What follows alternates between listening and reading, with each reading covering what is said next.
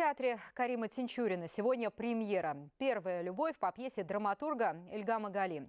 Высокие чувства захватят и зрителей, уверен режиссер Рашид Загидуллин. Во всяком случае, все билеты на новинку уже проданы, а генеральный прогон прошел успешно.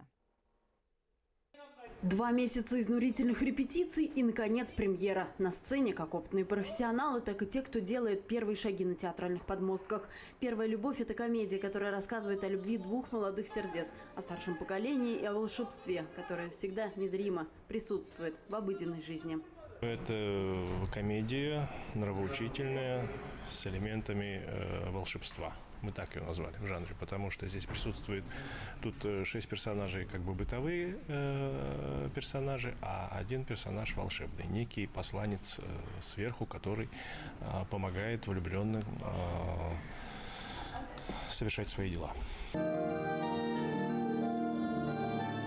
Артем Пискунов 8 лет на сцене. Признается, роль ангела – одна из сложных. Очень тяжело было.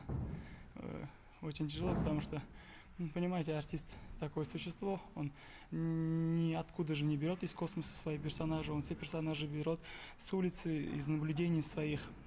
А когда мы можем наблюдать существо, которого, в принципе, нет, он нематериален, поэтому было очень тяжело. В том, что это не хитрая история любви двух поколений людей, приправленная чудом и искрометным юмором, придется по душе зрителям, не сомневается никто. Билеты на сегодняшнюю премьеру раскуплены. Екатерина Сударева, Равшан Турманидзе, Адель Миндубаев. Вести. Татарстан.